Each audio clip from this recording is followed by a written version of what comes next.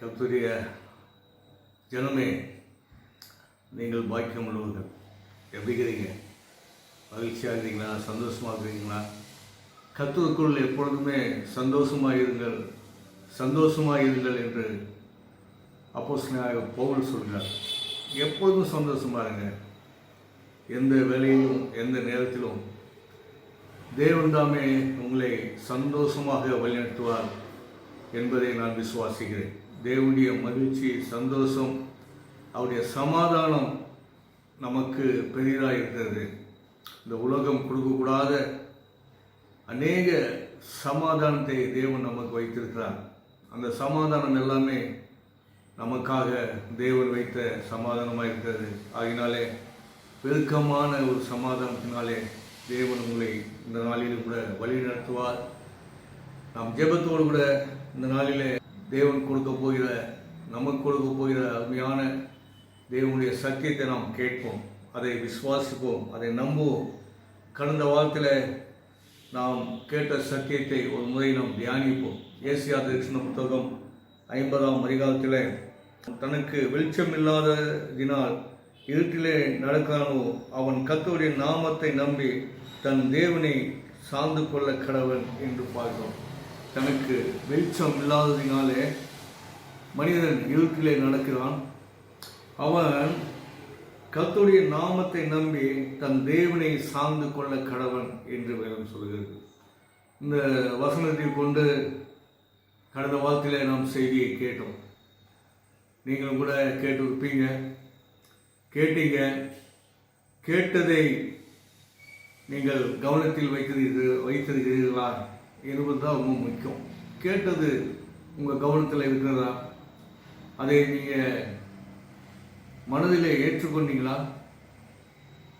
ஒரு நாள் அந்த ஞாயிற்றுக்கிழமை செய்தி கேட்டீங்க, அப்புறம் மீண்டும் அதை தியானிச்சிருக்க மாட்டீங்க. என் மனதில் அப்படி தோன்றுகிறது. நீங்கள் அவ்வளோதான், அந்த ஞாயிற்றுக்கிழமை கேட்ட செய்தியோடு அதை மறந்துட்டு இருப்பீங்க அப்படின்னு நான் நினைக்கிறேன். ஆனால் தேவ பிள்ளைங்க, நீங்கள் மறக்கக்கூடாது. தேவன் கொடுத்த வார்த்தைகளை திரும்ப திரும்ப தியானித்து பார்க்க வேண்டும். இந்த வசனங்கள், இந்த வார்த்தைகள் எல்லாம் தேவ ஆவியானவாலே நமக்கு கொடுக்கப்படுகிற அற்புதமான வார்த்தைகள் பாருங்கள். தனக்கு வெளிச்சம் இல்லாது இருக்கிறவன், வாழ்க்கையிலே வெளிச்சம் இல்லாதவன், தன் வாழ்க்கையிலே ஒரு வெற்றியை காண முடியாமல் திகைத்து தடுமாறி நிற்கிற ஒரு மனிதன், தன் வாழ்க்கையில் என்னைக்கு விடிவு காலம் வருமோ, வெளிச்சம் வருமோ, நன்மை கிடைக்குமோ, நம் தேவைகள் சந்திக்கப்படுமோ என்ற ஒரு கவலையோடு இருளிலே இருக்கிற ஒரு மனிதன், வெளிச்சத்தை காண வேண்டும் என்ற ஒரு ஆசை, ஒரு நல்ல ஆசீர்வாதத்தை காண வேண்டும் என்ற ஒரு ஆசையோடு இருக்கிற ஒரு மனிதனுக்கு கர்த்தர் சொல்கிறார், அவர் என் நாமத்தை, கர்த்தருடைய நாமத்தை நம்பி அவரை சார்ந்து கொள்ள வேண்டும் என்று. நீங்கள் கடந்த வாரத்திலிருந்து இந்த வார்த்தையை நீங்கள் தியானித்திருப்பீர்களானால் உண்மையாகவே அவரை முழுதுமாய் நம்பக்கூடும். அந்த நம்பிக்கை அவரையே சார்ந்து நடக்கக்கூடும். ஒவ்வொரு நாளும் கர்த்தரை சார்ந்து நடக்கிறீங்களா? அநேகர் சொல்லுவாங்க, இல்லை நாங்கள் எப்பொழுதுமே காலையில் ஜெபிச்சு தான் போவோம், அவருடைய சமூகத்தில் இருந்து தான் போவோம், அவருடைய சமூகத்தில் நாங்கள் அவரை நன்றியோடு துதித்து ஜெபித்து போகிறோம் என்றெல்லாம் சொல்லலாம். ஆனால் கூட வழிகளில் அநேக தடைகள் உண்டு. தேவனோடு கூட நடக்கக்கூடாதபடி, தேவனோடு அந்த சார்ந்து கொள்ளாதபடி, தேவனுடைய அந்த ஒரு அற்புதமான அந்த அன்பிலே சார்ந்து கொள்ளாதபடி, தேவனுடைய அந்த ஒரு பிரசனத்திலே, நம்பிக்கையிலே, தேவன் மீது வைத்த அந்த நம்பிக்கையிலே, அவருடைய பிரசனத்திலே சார்ந்து நடக்கக்கூடாதபடி நீங்கள் போகும் வழியில் அநேக தடைகள் இருக்கிறது. இந்த தடைகள் எல்லாம் என்ன செய்கிறதுன்னு சொன்னால், சில நேரங்களில் நீங்கள் தடுமாறிடுறீங்க வழியில். சில நேரங்களில் வீண் வார்த்தைகளை பேச ஆரம்பிச்சிடுறீங்க, வீணான எண்ணங்களை உங்களுடைய இருதயத்தில் வைக்க ஆரம்பிச்சிடுறீங்க, பொல்லாத காயங்கள் உங்களை அறியாமலே உங்களுடைய எண்ணங்களிலே வருகிறது. இதெல்லாமே தேவனோடு சார்ந்து நடக்கிற மனிதனுக்கு ஏற்படவும் கூடாது. இப்படி ஏற்படுகிறது என்று சொன்னால் நீங்கள் தேவனோடு சார்ந்து நடக்க முடியவில்லை என்பதை அந்த இடத்துல காட்டுகிறது. இந்த தடைகள்லாம் இருக்கிறது. ஆகினால்தான் நான் சொல்கிறேன், கர்த்தர் சொன்ன வார்த்தையை நீங்கள் என்ன செய்யணும்? கவனத்திலே வைத்துக் கொள்ள வேண்டும். எப்பொழுதும் உங்கள் கவனத்தில் அந்த வார்த்தை இருக்க வேண்டும். தேவனுடைய நாமம், அதை நான் நம்பியிருக்கிறேன், கர்த்தரை நான் சார்ந்திருக்கிறேன், நான் இருளில் அல்ல, நான் வெளிச்சத்தில் நடக்கும்படி என் தேவன் எனக்கு உதவி செய்கிறார் என்று சொல்லி ஒவ்வொரு நாளும் வெளிச்சத்தில் நடக்கிற பிள்ளைகளால் நீங்கள் வாழ வேண்டும். ஆகினால தான் நான் சொன்னேன், ஒவ்வொரு நாளும் இதை கவனத்தில் வைங்க. ஒவ்வொரு நாளுக்கு ஒவ்வொரு வாரமும் கேட்கிற வார்த்தைகள் வசனங்களை கவனத்தில் வைங்க. ஒரே ஞாயிற்றுக்கிழமை கேட்ட அந்த சத்தியத்தை மறு நிமிடம் மறந்து போகிற சூழ்நிலையில் நீங்கள் இருக்கக்கூடாது. அதை தியானிக்கிற ஒரு மனிதனாக நீங்கள் இருக்க வேண்டும். எல்லாவற்றிலும் தாழ்மை உள்ளவர்களாய், எல்லாவற்றிலும் கீழ்ப்படுகிறவர்களாய், கர்த்தருடைய வார்த்தையை மனதார ஏற்றுக்கொண்டு அதை தியானிக்கிற ஒரு நல்ல ஒரு நீதிமானாய் நீங்கள் இருக்க வேண்டும். யோவான் 10ஆம் அதிகாரத்தில் நாம் கடந்த வாரத்தில் பார்த்தோம். 10ஆம் அதிகாரம் 27, 28, 29, 30 வரைக்கும் பார்த்தோம். அதில் நிறைய விஷயங்கள் நாம் கற்றுக்கொண்டோம். பாருங்க, அங்கே சொல்லப்படுகிறது பாருங்க, என் நாடுகள் என் சத்தத்திற்கு செவி கொடுக்கிறது, நான் அவைகளை அறிந்திருக்கிறேன், அவைகள் எனக்கு பின் செல்கிறது, நான் அவைகளுக்கு நித்திய ஜீவனை கொடுக்கிறேன், அவைகள் ஒரு காலம் கெட்டு போவதில்லை, ஒருவனும் அவைகளை என் கையிலிருந்து பறித்து கொள்ள முடியாது என்று சொல்லப்படுகிறது. இதை இயேசு சொல்கிறார் பாருங்க, நான் அவர்களை அறிந்திருக்கிறேன், அவைகள் என் சத்தத்துக்கு செவி கொடுக்கிறது. கர்த்தர் சொல்கிறார், அவருடைய பிள்ளைகளை, அவருடைய ஆடுகளை அவர் மேய்ப்பராயிருந்து அவைகளை அறிந்தவராய் அவர் இருக்கிறார். அவர் மேய்ப்பர், நல்ல மேய்ப்பர். பாருங்க, நல்ல மேய்ப்பர், உங்களை நல்ல வழியிலே நடத்துகிற நல்ல மேய்ப்பர், நல்ல ஆலோசனைகளை உங்களுக்கு கொடுக்கிற நல்ல மேய்ப்பர், நல்ல பாதைகளை உங்களுக்கு ஏற்படுத்தி கொடுக்கிற அற்புதமான ஒரு நல்ல மேய்ப்பர். உங்களுக்கு என்ன எப்படிப்பட்ட ஆசீர்வாதங்களை கொடுத்து உங்களை பெருக பண்ண வேண்டும், உங்களை பலப்படுத்த வேண்டும், உங்களை குணப்படுத்த வேண்டும் என்ற ஒரு நல்ல எண்ணம் உள்ள, நல்ல சிந்தை உள்ள, நல்ல அன்புள்ள அற்புதமான ஒரு மேய்ப்பராய் நம்முடைய கர்த்தராகிய இயேசு கிறிஸ்து இருக்கிறார். அவர் சொல்கிறார், இது இந்த ஆடுகள் என் சத்தத்துக்கு செவி கொடுக்கும். ஒவ்வொரு நாளும் தேவனுடைய வார்த்தைக்கு நீங்க செவி கொடுக்குறீங்களா? நீங்க கேட்கிற சத்தியத்தை மறு நிமிடம் மறந்து போகிறவர்களா நீங்க இருக்கிறீங்களா?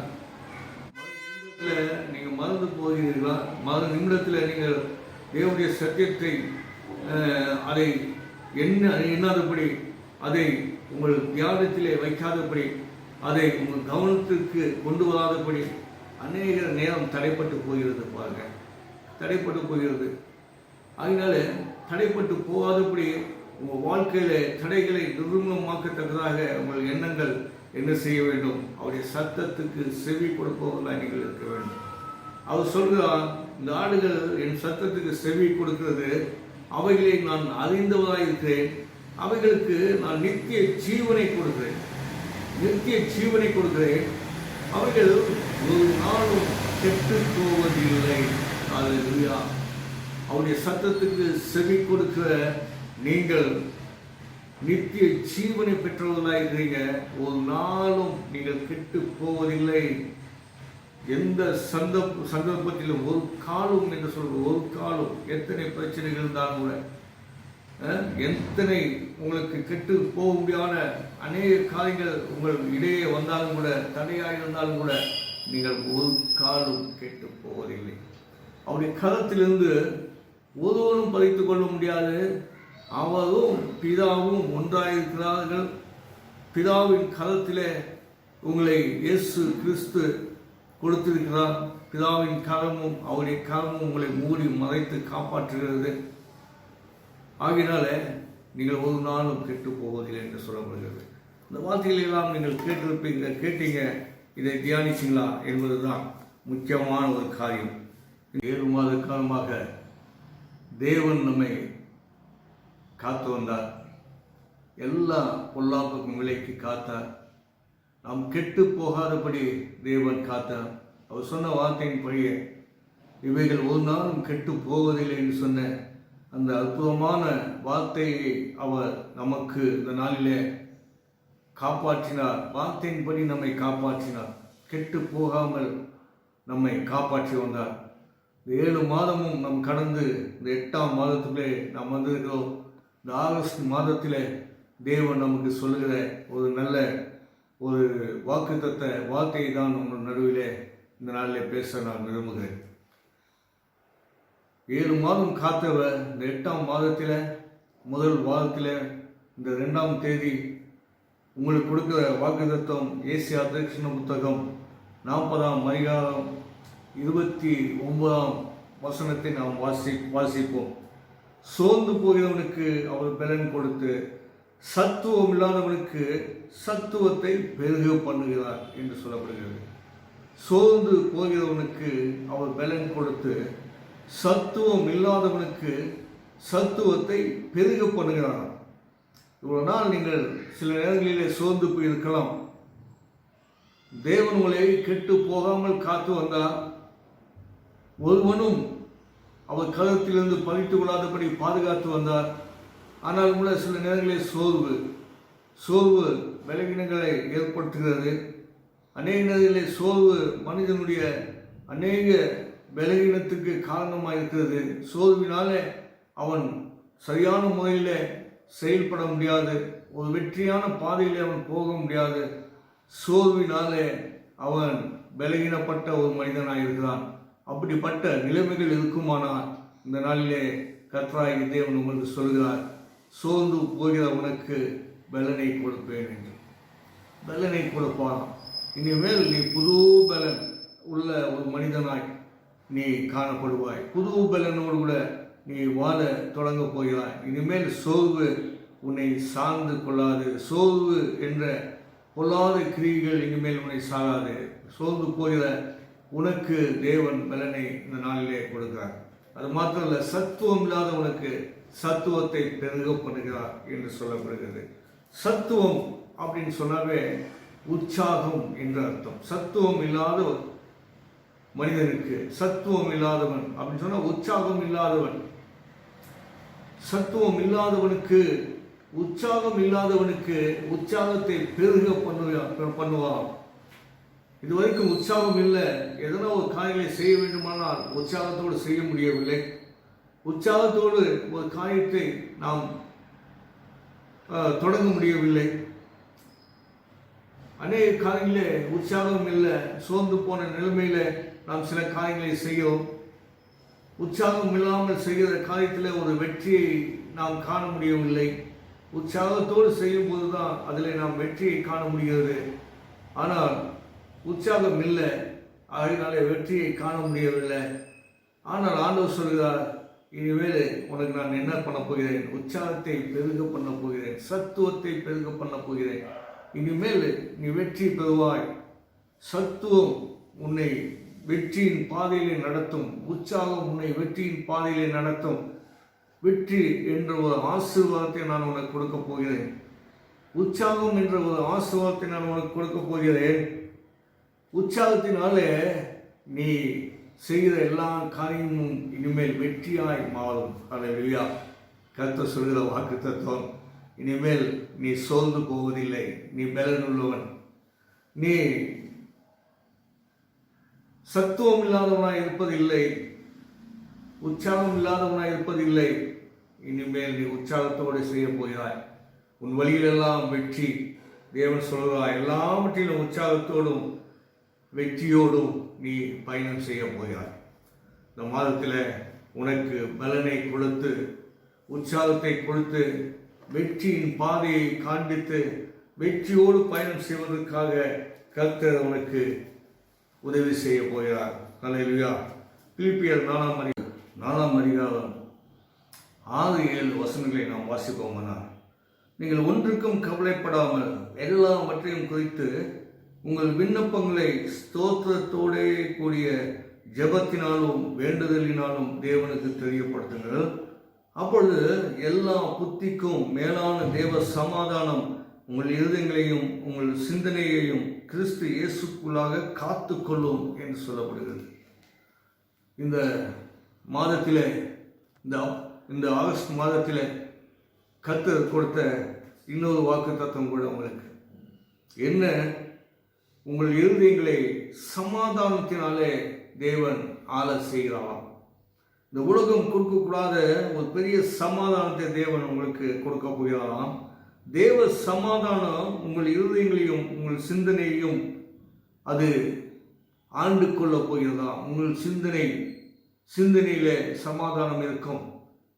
தேவையில்லாத கற்பனைகள் இல்லாமல், தேவையில்லாத யோசனைகள், தேவையில்லாத பயங்கள் இல்லாதபடி நீங்கள் சிந்திக்கிற ஒவ்வொரு சிந்தனையிலும் தேவனுடைய சமாதானம் கிறிஸ்து இயேசுக்களாக அது காத்து கொள்ளப்படும். உங்கள் சிந்தனைகளை கிறிஸ்து இயேசு காத்து கொள்வார்.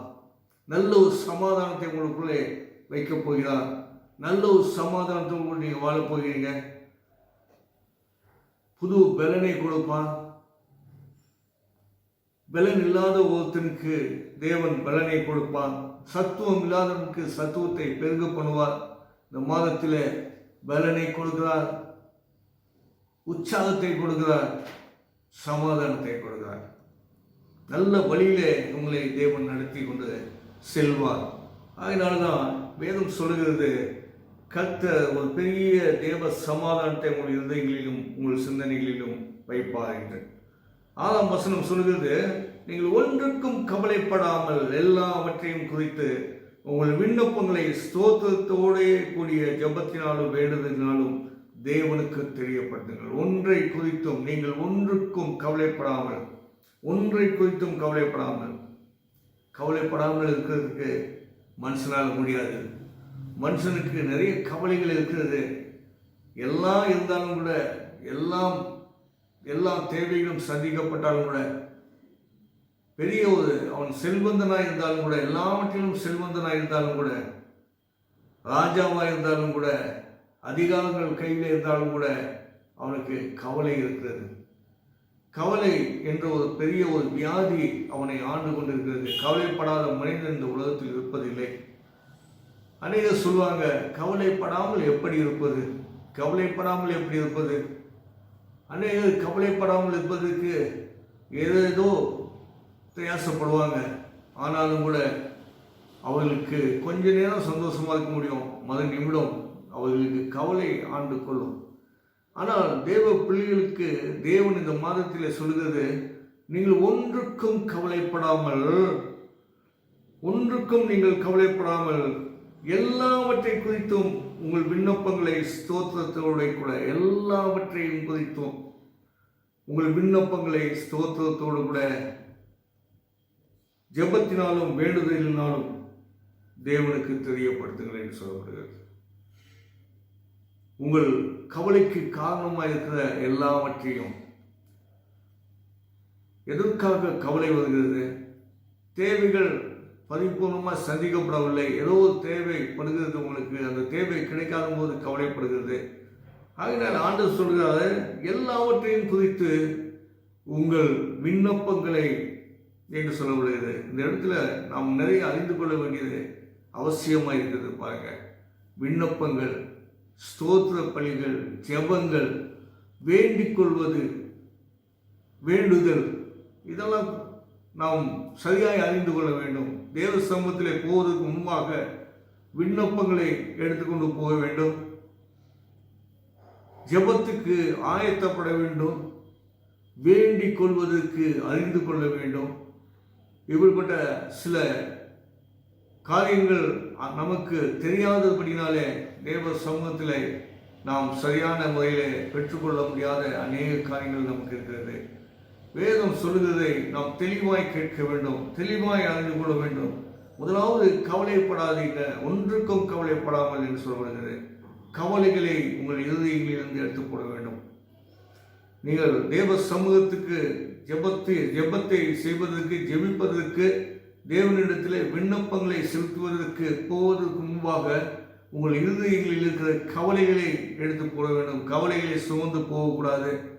கவலையோடு போயிட்டு கவலையோடு திரும்பி வருவதல்ல. கவலைகளை எடுத்து போட்டு உங்கள் இருதயங்களிலே தேவைகளை வைக்க வேண்டும். என்ன தேவை, உங்களுக்கு என்ன தேவை, அந்த தேவைகளை இருதயத்தில் வைத்து அந்த தேவைகளை விண்ணப்பமாக தேவனிடத்திலே செலுத்துவதற்கு நீங்கள் ஆயத்தமாய் போக வேண்டும். என் தேவைகள் இதை தேவனிடத்திலே விண்ணப்பமாய் நான் செலுத்தப் போகிறேன் என்ற ஒரு ஆயத்தம், அதுதான் ஸ்தோத்திரம். ஸ்தோத்திரத்தோடு கூடிய ஜெபம் என்று சொல்லப்படுகிறது. ஸ்தோத்திரத்தோடு கூடிய ஜெபம் ஆயத்தமாகுகிறது. தேவனிடத்திலே பேசுவதற்கு ஆயத்தமாகுகிறது. தேவனிடத்திலே உங்கள் விண்ணப்பங்களை செலுத்துவதற்கு நீங்கள் ஆயத்தமாவது, உங்கள் தேவைகளை கர்த்தரிடத்தில் சொல்வதற்கு நீங்கள் ஆயத்தமாக ஆகுவதுதான் ஸ்தோத்திரத்தோடு கூடிய ஜெபம்.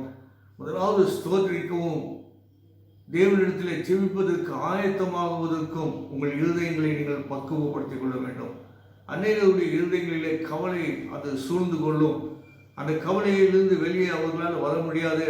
அந்த கவலையோடு சோர்ந்து போன முகத்தோடு கூட பலவீனப்பட்ட ஒரு மனிதனைப் போல தேவ சமூகத்திலே போய் நாம் அமர்வோம். ஒரு விசுவாசம், ஒரு நம்பிக்கை இல்லாமல் போய் உட்கார்வோம்.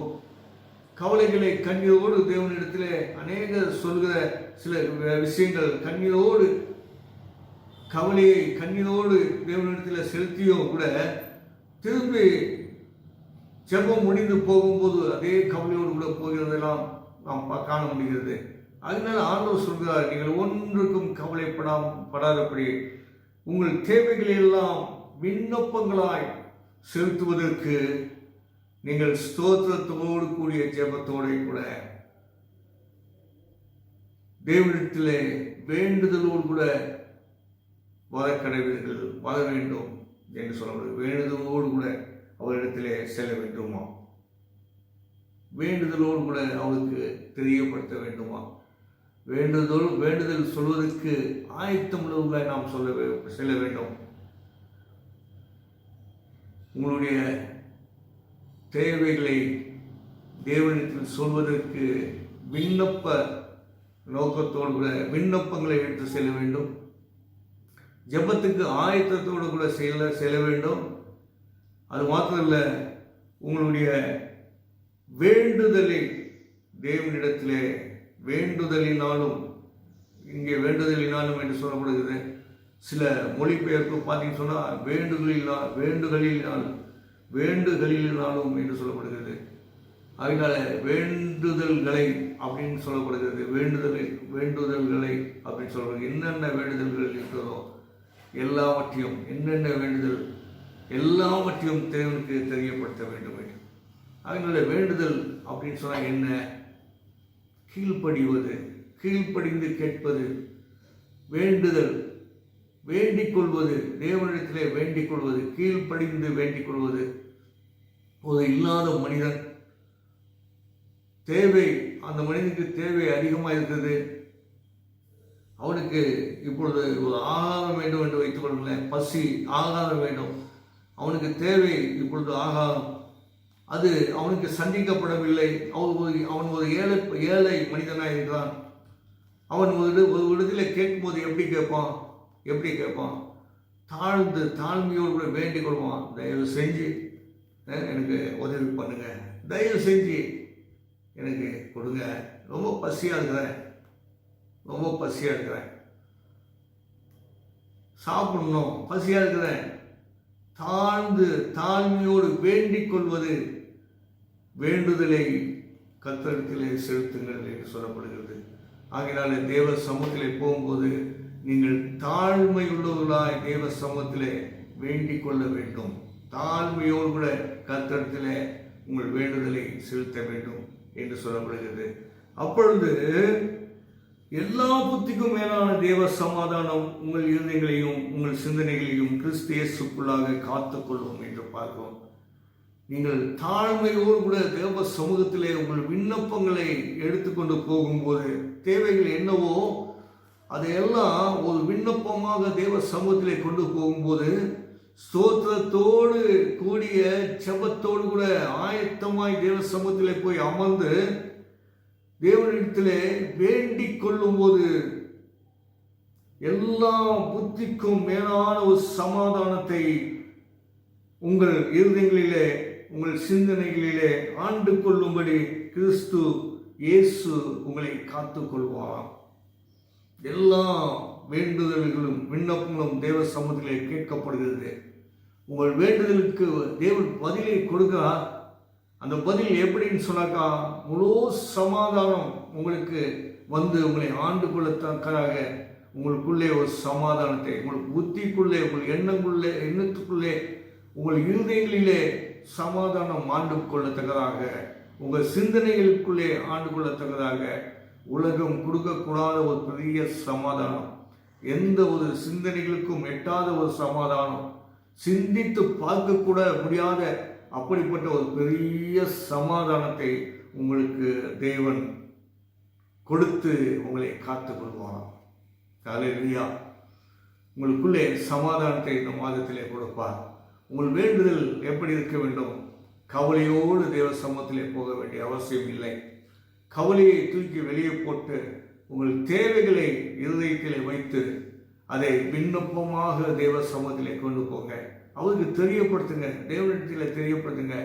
உங்கள் ஜெபங்கள் மாறட்டும், உங்கள் வார்த்தைகள், உங்கள் பேச்சு, உங்களுடைய எண்ணங்கள், உங்களுடைய சிந்தனைகள் எல்லாமே மாறணும். எல்லாத்தையும் மாற்றுங்க, தேவனுக்கு ஏற்றதாய் மாற்றுங்க. தேவனிடத்தில் வேண்டுதல் செய்வதற்கு ஏற்ற ஒரு மனிதனாக நீங்கள் மாறுங்க.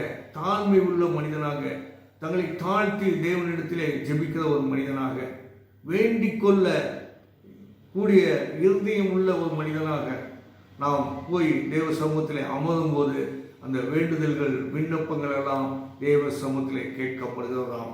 நீங்கள் 1 நாளாகமத்துக்கு நீங்கள் போயிருந்து சொன்னால் 1 நாளாகமும் 4ஆம் அதிகாரம் 9-10 நாம் வாசிப்போமானால் அந்த இடத்துல யாபேஸ் தன் சகோதரியை பார்க்கிறோம் கனம் பெற்றவனாக இருந்தான். அவன் தாய், நான் துக்கத்தோடு அவனை பெற்றேன் என்று சொல்லி அவனுக்கு யாபேஸ் என்று பெயரிட்டான். இங்கு யாபேஸ் அவன் துக்கம் நிறைந்த ஒரு மனிதன் என்று இங்கே சொல்லப்படுகிறது. அவருடைய தாய் துக்கத்தோடு யாபேஸை பெற்றெடுத்தாலும் அவளுக்கு யாபேஸ் பிறந்த போது ஒரு பெரிய துக்கம் இருந்திருப்பாங்க. அந்த துக்கம் இருந்தபடினால அவனுக்கு யாபேஸ் என்ற ஒரு பெயரை வைத்து விட்டான். யாபேஸ் என்றால் துக்கம். துக்கம், அந்த மனிதனுக்கு துக்கம். யாபேஸ் என்ன செய்தான்? துக்கத்தோடு அவனை பெற்றெடுத்தவள் அவனை துக்கம் என்றே பெயரை வைத்து விட்டான். அவன் சரீரம்லாம் துக்கம், அவனுக்கு நல்ல ஒரு சமாதானம் இல்லை. தாய் சமாதானத்தை கொடுக்க முடியவில்லை. தன் சகோதரர்கள் அவனுக்கு சமாதானத்தை கொடுக்கவில்லை. அவனுக்கு இப்பொழுது சமாதானம் தேவைப்படுகிறது. தாயால் கொடுக்க முடியாத ஒரு சமாதானம், பெற்ற தாயால் கொடுக்க முடியாத சமாதானம், கூட பிறந்த சகோதரர்களால் கொடுக்க முடியாத ஒரு சமாதானம். இவன் சோர்ந்து போகவில்லை, பலகீனப்பட்டு போகவில்லை, இவன் துக்க முகத்தோடு காணப்படவில்லை, இவன் ஒன்றுக்கும் கவலைப்படவில்லை.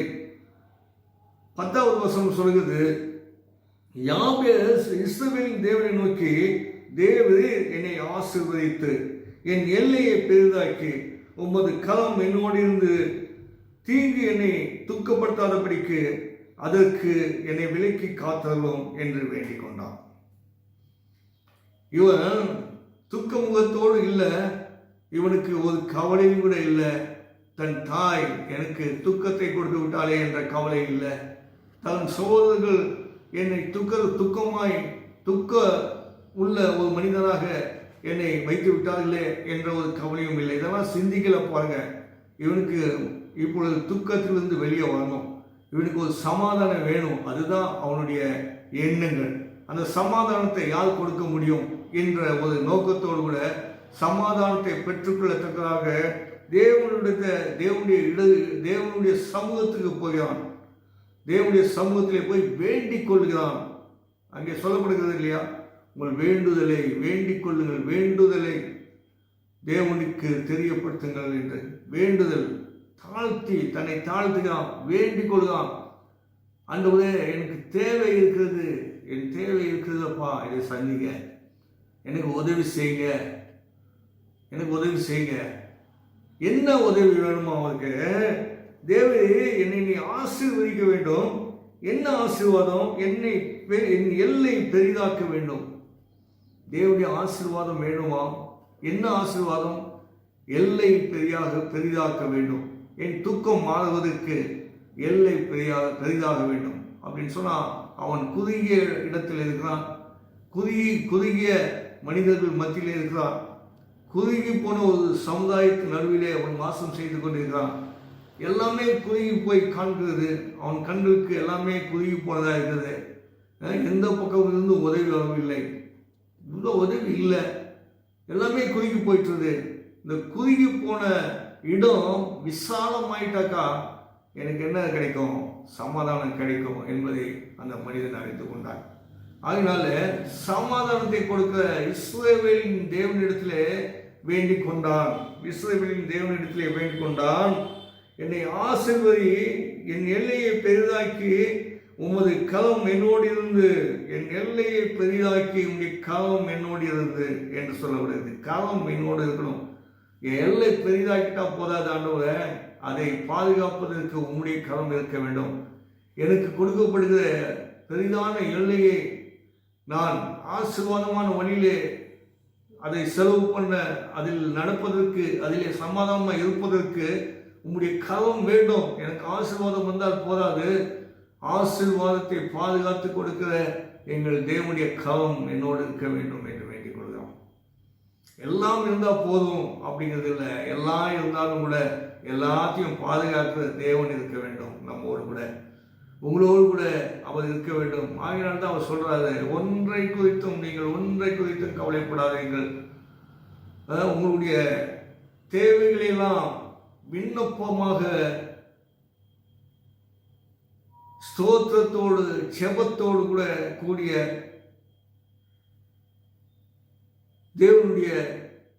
தேவனிடத்திலே அதெல்லாம் கொண்டு வாங்க. ஜெபத்தோடு கூட கூடி என்னிடத்திலே கொண்டு வாங்கன்னு சொல்லப்படுகிறது. என்னிடத்துல வேண்டுதலோடு கொண்டு வாங்கன்னு சொல்லப்படுகிறது. அதனால கொண்டு வேண்டிக் கொள்ளுங்கள், வேண்டுதலோடு கூட கொண்டு வாங்கன்னு சொல்லி இவன் வேண்டுகிறார் பாருங்க. என் எல்லையை பெரிதாக்கி உமது களம் என்னோடு இருந்து தீங்கு என்னை துக்கப்படுத்தாதபடி அதற்கு என்னை விலக்கி காத்தாரும். என் எல்லையை பெரிதாக்கணும், தீங்கு என்னை அணுகக்கூடாது, உங்களுடைய களம் என்னோடு இருக்க வேண்டும், என்னை நீர் காத்துக் கொள்ள வேண்டும் என்று வேண்டிக் கொள்கிறான். அவன் வேண்டுதலை தேவன் அருளினார். அவன் வேண்டிக் கொண்டதை தேவன் அருளினார். அவன் வேண்டிக் கொண்டபடி தேவன் அவருக்கு கொடுத்தார் என்று பார்க்கிறோம். ஆகினால யாபேஸ் வேண்டிக் கொண்டார், கர்த்தர் அதை அவனுக்கு அருளி செய்தார், அதை கொடுத்தார். இந்த காலை வேளையிலும் கூட உங்கள் வேண்டுதல் எப்படி இருக்க வேண்டும், நீங்கள் வேண்டிக் கொள்கிற விதம் எப்படி இருக்க வேண்டும், ஒன்றை குறித்தும் நீங்கள் கவலைப்படாதபடி, கவலைகளை சுமந்தவர்களாய், கவலைகளை ஏற்றுக்கொண்டவர்களாய், கவலையோடு தேவ சமூகத்தை போவதை காட்டிலும் கவலை இல்லாமல் தேவனுடைய சமூகத்தில் என்ன தேவையோ அந்த தேவைகளோடு கூட தேவ சமூகத்தில் அமர்ந்து, ஆண்டவரே என்னுடைய எல்லை பெரிதாகப்பட வேண்டும், என்னுடைய ஆசீர்வாதம் பெரிதாகப்பட வேண்டும், என் பிள்ளைகளுடைய வாழ்க்கையில இப்படிப்பட்ட வெற்றியை நான் காண வேண்டும், என் வாழ்க்கையில எனக்கு எதெல்லாம் தேவையோ அதெல்லாம் சந்திக்கப்பட வேண்டும், இதெல்லாம் சந்தித்தால் மாத்திரம் போதாது, உங்களுடைய கரம் என்னோடு கூட இருக்க வேண்டும், தீங்கு என்னை அணுகாதபடி என்னை காத்துக்கொள்ள வேண்டும். விண்ணப்பம் பாருங்க, தேவ சமூகத்தில் அழகான ஒரு விண்ணப்பம்.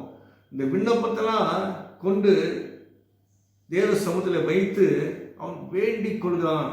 உங்களுடைய தேவைகள் எல்லாம் தேவ சமூகத்திலே கொண்டு போய் விண்ணப்பமாக வைத்து நீங்களும் கூட தங்களை தாழ்த்தி வேண்டிக் கொள்ளும் போது கர்த்தர் அந்த ஜெபத்துக்கு பதிலை கொடுக்கிறார். அவன் கேட்டபடியே யாபேஸ் வேண்டிக் கொண்டான், தேவன் அதை அவனுக்கு அருளை செய்தார். அப்படியே கொடுத்தான். வேண்டிக் கொண்டது எதுவோ அதை கர்த்தர் அவனுக்கு கொடுத்தான். இப்பொழுது அவன் யாபேஸ் துக்க முகத்தோடு அல்ல, இப்பொழுது சந்தோஷமாய் அவனுடைய வாழ்க்கை மாறுகிறதை பார்க்கிறோம். சமாதானத்தை தேவன் கொடுக்கிறார் என்று பார்க்கிறோம். இந்த இடத்துல பிலிப்பியர் 4ஆம் அதிகாரத்துக்கு நாம் வருவோமானால், அப்பொழுது எல்லா புத்திக்கும் மேலான தேவ சமாதானம் உங்கள் இருதயங்களையும் உங்கள் சிந்தனைகளையும் கிறிஸ்து இயேசுக்குள்ளாக காத்துக் கொள்ளும் என்று சொல்லப்படுகிறது. தேவ சமூகத்தை நாம் வேண்டிக் கொள்கிற வேண்டுதல் விண்ணப்பங்கள் எல்லாமே தேவனுக்கு பிரியமாக இருக்கும்போது அவர் அப்படியே அருளை செய்கிறார். அவர் அதனால என்ன உங்களுக்கு லாபம் சொன்னால், இந்த உலகம் கொடுக்கக்கூடாத ஒரு பெரிய சமாதானத்தை தேவன் உங்களுக்கு கொடுக்கிறார். நீங்கள் சமாதானமாக இருக்க முடியும், மகிழ்ச்சியாக இருக்க முடியும், சந்தோஷமாக இருக்க முடியும். உங்களுடைய தேவனுடைய கிருபை இருக்க எல்லாவற்றையும் தாங்கி நடத்தும். அவர் ஆண்டு கொள்கிறாராம், அவரே ஆண்டு கொள்கிறாராம். சமாதானத்தை கொடுத்து அவரே உங்களை ஆண்டு கொள்கிறாராம். இந்த மாதத்தில் உங்களுக்கு சோர்ந்து போகிறவங்களுக்கு தேவன் பலனை கொடுக்கிறார். சத்துவம் இல்லாத உங்களுக்கு சத்துவத்தை தேவன் பெருக பண்ணுகிறார். உற்சாகம் இல்லாதவங்களுக்கு உற்சாகத்தை பெருக பண்ணுகிறார். சமாதானம் இல்லாதவங்களை சமாதானப்படுத்தி உங்களை தேவன் ஆண்டு கொள்கிறார். ஆகினாலே இந்த வாதத்திலே கர்த்தர் கொடுத்த இந்த வார்த்தைகளை நீங்கள் தியானிங்க, மறந்து போயிடாதீங்க. ஒரு முறை கேட்டோம், சத்தியத்தை கேட்டுட்டோம், கடமை கேட்டுட்டோம், அவ்வளோதான் அப்படின்ட்டு மூடிச்சுட்டு போயிடாதீங்க. இதை தொடர்ந்து உங்களுடைய சிந்தனைகளிலே நீங்கள் வைத்துக் கொள்ளுங்கள், உங்கள் எண்ணங்களிலே வைத்துக் கொள்ளுங்கள். உங்கள் எண்ணங்களிலே அது எப்பொழுதும் பிரதிபலிக்கட்டும். எண்ணத்தில் எப்போ இருக்கட்டும், உங்கள் சிந்தனையில் இருக்கட்டும், உங்கள் கவனத்தில் அது இருக்கட்டும். இந்த வார்த்தைகள் எப்பொழுது இருக்கட்டும். யாபேஸ் ஜெபித்ததை கர்த்தர் கேட்டார். உங்களுக்கும் கூட ஆண்டவர் சொல்றாரு, நீங்களும் கூட ஒன்றுக்கும் கவலைப்படாமல் எல்லாவற்றையும் குறித்து உங்கள் வேண்டுதலினாலும் விண்ணப்பங்களினாலும் தேவனுடைய சமூகத்தில் நீங்கள் வாங்க. ஸ்தோத்திரத்தோடு கூடிய ஜெபத்தோடு வாங்க, வேண்டிக் கொள்ளுங்க. உங்கள் வேண்டுதலை கர்த்தருக்கு தெரியப்படுத்துங்க. அப்பொழுது சமாதானம் உங்களை ஆண்டு கொள்ளும் என்று முழு சமாதானத்தை கொடுக்கிற தேவன் உங்களிடம் இருக்கிறார். இந்த நாளில் ஒரு பெரிய சமாதானத்தை தேவன் கொடுப்பார். விசேஷமாக இந்த முதல் வாரத்தில், மாதத்தின் முதல் வாரத்தில் நம்ம எப்பொழுதுமே திருவிருந்தில் நாம் பங்கெடுப்போம். இந்த மாதம் கூட நாம் திருவிருந்து அப்படியாகி கொடுக்க முடியாத ஒரு சூழ்நிலை இருக்கிறது. ஆகினால் அதற்காக கூட வேண்டிக் கொள்ளுங்க, அதுக்காக கூட ஜெபிங்க. ஒவ்வொரு நாளும் கர்த்தருடைய கிருபை தான் நம்மை தாங்குகிறது, அவருடைய தயவு தான் நம்மை தாங்குகிறது. இந்த நாளில் இருக்கிற இப்படிப்பட்ட இந்த வைரஸ் வியாதிகள் இந்தியா தேசத்தை விட்டு வெளியே போகத்தக்கதாக வேண்டிக் கொள்ளுங்க. நம்முடைய தேசங்களில் இது இனிமேல் இருக்கக்கூடாது. அநேகருக்கு இது வேதனை துக்கத்தை ஏற்படுத்துகிறது. அநேகர் இதனாலே பாதிக்கப்பட்ட நிலைமையில் இருக்கிறாங்க.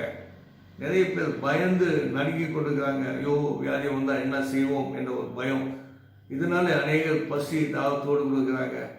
ஏழைகள் நிறைய இருக்கிறாங்க. இதற்காகலாம் ஜெபிங்க, நம்முடைய தேசத்துக்காக ஜெபிங்க.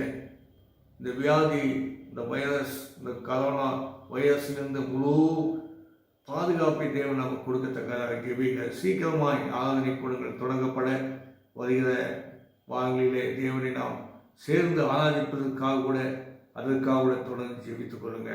கர்த்தர் தாமே உங்களை ஆசீர்வதிப்பாராக. கண்களை மூடி நான் ஜெபிப்போம். எங்களை நேசிக்கிற நல்ல பிதாவே, அப்பா, நாங்கள் உங்களை ஸ்தோத்திரிக்கிறோம். இந்த நாளிலும் கூட ஆண்டவரே, எங்களுக்காய் கொடுக்கப்பட்ட வாக்கு தத்துவங்களுக்காய் ஸ்தோத்திரம். ஓ அப்பா, சோர்ந்து போகிறவனுக்கு பலனை கொடுத்து, சத்துவம் இல்லாதவனுக்கு சத்துவத்தை கொடுத்து, ஐயா சமாதானம் இல்லாதவனுக்கு சமாதானத்தை கொடுத்து, ஐயா அவனை பெருக பண்ணுகிற தேவன் என்று இந்த நாளிலே நாங்கள் பார்த்தோமே. எங்களுக்கு பரிபூர்ண சமாதானத்தை அந்த மாதத்திலே கொடுத்ததற்காய் ஸ்தோத்திரம்.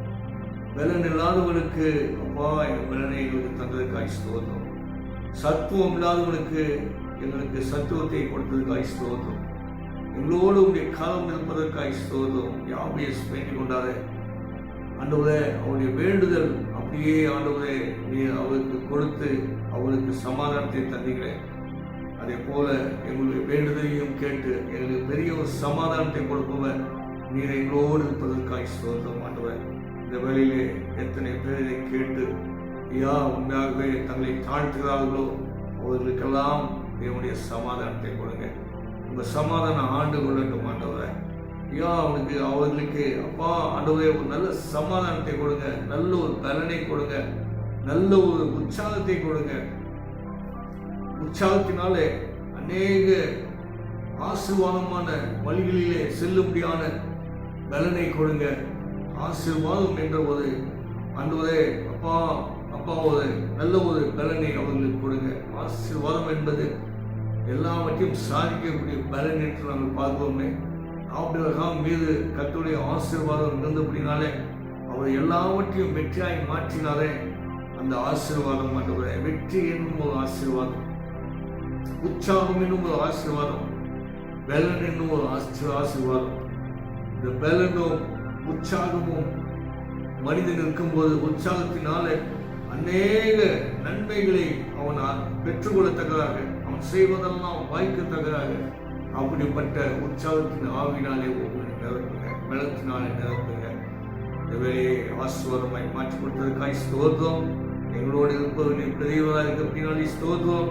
நீ எங்களோடு இருந்து எங்களை நடத்துகிற தேவாதி தேவனாக இருக்க அப்படின்னாலே ஸ்தோத்திரம். இந்த கரம் எங்களை விட்டு விலகாமல் எங்களோடு இருப்பதற்காய் ஸ்தோத்திரம். எல்லா துதிகளும் மகிமையும் இயேசுவின் நாமத்தினால் ஜெபிக்கிற நல்ல என் ஆத்மாவே கர்த்தரை ஸ்தோத்திரம். என் முழுவதுமே பரிசுத்த நாமத்தை ஸ்தோத்திரம். என் ஆத்மாவே கர்த்தரை ஸ்தோத்திரி. கர்த்தர் செய்த சகல உபகாரங்களையும் கர்த்தராகிய இயேசு கிறிஸ்துவின் கிருபையும் பிதாவாகிய தேவனுடைய அன்பும் பரிசுத்த ஆவியானுடைய அணுக்களவும் வழிநடத்துதலும் ஆசீர்வாதமும் நம்மோடு சபைகளோடு கூட உலகத்தில் உள்ள சகல பரிசுத்தவான்களோடு கூட என்றும் எப்பொழுதும் இருப்பதாக. ஆமென். அல்லேலூயா. கர்த்தர்